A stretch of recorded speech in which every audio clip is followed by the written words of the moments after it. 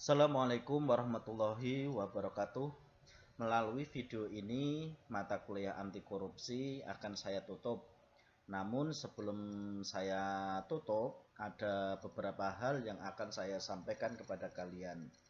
Yang pertama, dalam proses pembelajaran, tentu saya sebagai dosen pengampu banyak melakukan kesalahan. Untuk itu, saya sebagai guru kalian, saya meminta maaf sebesar-besarnya karena tidak bisa maksimal dalam mendampingi proses mata kuliah.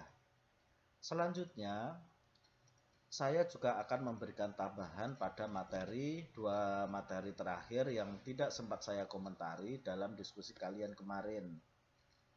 Yang akan saya sampaikan adalah bahwa kejahatan ataupun korupsi itu memang hanya akan terjadi jika ada dua sebab, ada niat dan ada kesempatan. Orang Indonesia ini mayoritas orangnya baik-baik. Tetapi karena sistem kita ini yang memang tidak baik, kita itu terlalu berbelit-belit birokratnya, maka itu memungkinkan orang itu untuk berlaku tidak jujur. Contoh, dalam proses perizinan kita itu selalu membutuhkan tatap muka. Dalam proses tatap muka ini nanti akan memungkinkan orang untuk saling suap. Beda kalau misalkan semua sudah disampaikan secara transparan melalui digital. Ini yang membedakan kita dengan negara-negara lain. Saya juga sudah melihat komentar-komentar kalian ketika kalian dihadapkan pada masalah bahwa yang korupsi itu adalah saudara Anda. Apa yang akan Anda lakukan? Mayoritas mengatakan bahwa kalian tetap akan menegakkan hukum. Maka saya komentari begini, idealnya memang seperti itu. Tetapi nanti dalam praktik lapangan, dalam realitas yang ada, ketika saudara kalian itu terlibat, apalagi itu adalah saudara kandungmu, kakak kandungmu, ataupun adikmu, ataupun ayahmu, yang ada nanti rasa subjektivitas itu akan muncul, empatinya akan muncul, sehingga kamu justru akan menutupi tindak kejahatan yang dilakukan oleh saudara kalian itu.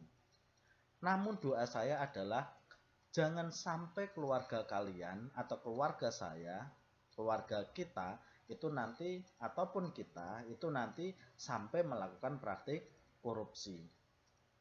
Maka biar kita tidak bingung, yuk kita memang harus berusaha menghindari korupsi itu. Rumusnya selalu diingat bahwa kejahatan hanya terjadi karena niat dan adanya kesempatan. Ahok itu pernah bilang begini, satu orang jujur itu akan kalah dengan 9 orang yang tidak jujur. Artinya apa? Artinya satu orang itu tidak akan berdaya. Kenapa? Karena dia berada dalam lingkungan yang tidak bagus. Namun 9 orang itu akan tidak berdaya jika memang tidak diberi celah untuk melakukan korupsi. Caranya bagaimana? Caranya kita membentuk suatu sistem yang memang tidak memungkinkan orang itu untuk melakukan korupsi.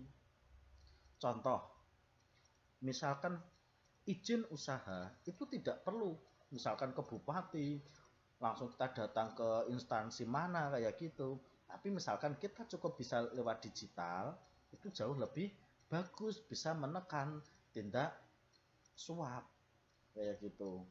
Jadi apabila sistem-sistem digital ini dikembangkan, maka praktik korupsi yang ada di Indonesia ini sudah pasti akan bisa ditekan. Contoh misalkan, contoh lain, anggaran desa itu misalkan satu desa ada 2 miliar. Kalau 2 miliar itu nanti di online kan, semua anggaran di online kan, nanti setiap pertanggungjawaban di online kan, nanti masyarakat akan bisa melihat. Contoh 2 miliar dibagi 10 dusun, berarti per dusun dapat 200 juta. 200 juta itu nanti digunakan untuk apa-apa saja. Itu nanti di online, didigitalkan, semua orang bisa mengakses. Itu nanti korupsi-korupsi di tingkat desa itu nanti juga bisa ditekan. Begitu juga pada penggunaan APBN ataupun APBD. Kalau semua begitu transparan, itu nanti semua bisa ditekan. Tetapi masalahnya adalah memang sistem kita belum seperti itu. SDM kita juga belum nyampe dan kita seperti enggan mau melakukan itu. Ini yang menjadi masalah dan PR kita. Namun demikian, semoga kedepannya kita ataupun bangsa kita benar-benar bisa menerapkan sistem yang transparan sehingga korupsi yang ada di Indonesia ini bisa ditekan. Ini hanya sebatas mengingatkan saja ya, karena proses korupsi itu memang bisa bisa ngiming-ngimingi semua orang. Koruptor itu dulu juga aktivis. Koruptor itu juga orang pinter, ketika kuliah pinter, rajin, tetapi ketika menjadi pejabat juga seperti itu.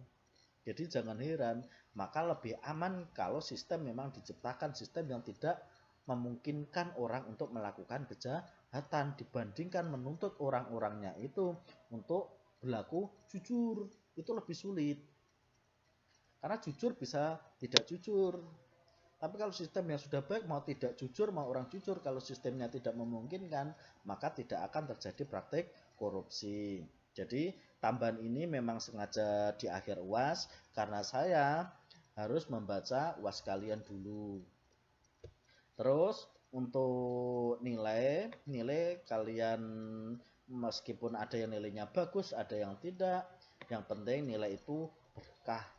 Saya doakan semoga setelah menempuh mata kuliah ini ilmunya bermanfaat, kalian diberi kesehatan, keluarga kalian juga sehat dan sukses selalu segera lulus. Saya ucapkan Assalamualaikum warahmatullahi wabarakatuh.